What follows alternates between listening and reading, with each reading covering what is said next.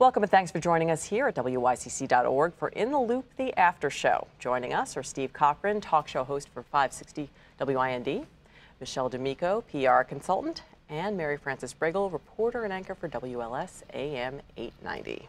Thanks for joining us. Thank you. Let's talk parking. The city has just released a phone book-sized set of revisions to the parking deal that privatizes parking in the city of Chicago. Part of this is a compromise, basically later parking hours for River North and downtown in the Loop, free Sundays for most of the city. Mayor Rahm Emanuel is calling this wiggle room in a 75-year deal that he called a straitjacket. Steve, is this a better deal? No. In a word, no.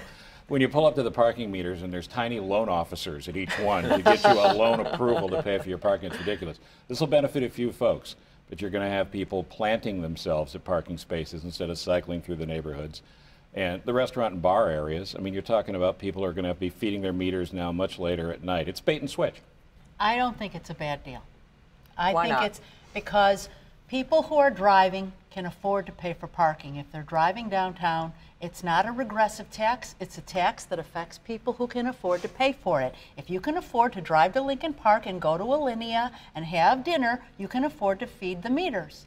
I don't have a problem with it. I also love the fact that when I drive downtown now, I could find a space on the street if I want to park there for You're 2 magic. hours. Yeah. You're magic. People do live in those neighborhoods. In River North, if you live in River North, you have to feed the meters now, if this goes through, until midnight. I mean, isn't that discriminating against one neighborhood? Absolutely, but I also think it goes back to nothing is free. And I think for people that don't understand this and maybe only read the headlines here and say, oh my gosh, it's great, we have free parking on Sundays, they're not seeing the other part of that. It's ridiculous because you are paying in the end. Even though you may look at it as we have free Sundays, at the end, if you're paying more till midnight, from 9 until midnight, you weren't paying that before, you're still paying. So, you know, I think there's very few people that go to Linea, by the way. That go down there. So I'm like, you know, myself, I don't live in that part of town, but you know what, I still hate driving down and having to park down there. It costs too much money to park.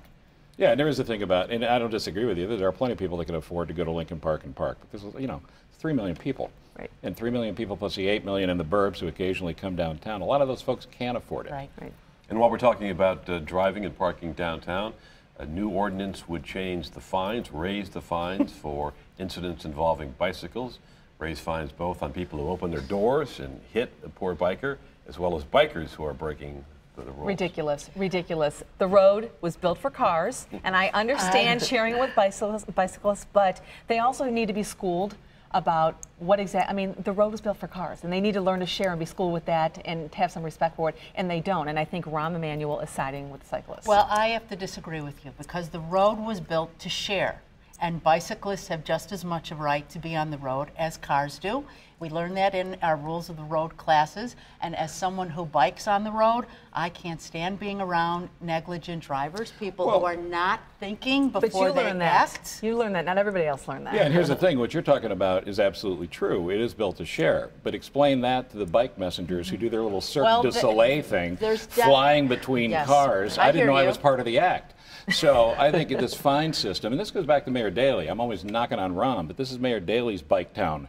And Rahm picked up on this, and the mayors, Daley and Emanuel, have to figure out a way to do this. I think this is a good deterrent to at least make the bike messengers behave. Well, and that's definitely a microcosm, a niche group. But you drive, you walk, you bike through Logan Square, Wicker Park, Bucktown, Milwaukee Avenue has become a major bike lane. Sure. Those are all people who are not taking up parking spaces downtown anymore because they're biking. My problem is almost none of these bikers ever stop at red lights. So if you're a pedestrian and you're walking on the green, you're taking your life in your hands from these folks speeding by. I agree. You do have to be more cautious as a pedestrian. And as someone who was ticketed in a suburb for going through a stop sign on a bike, yes, on a bike.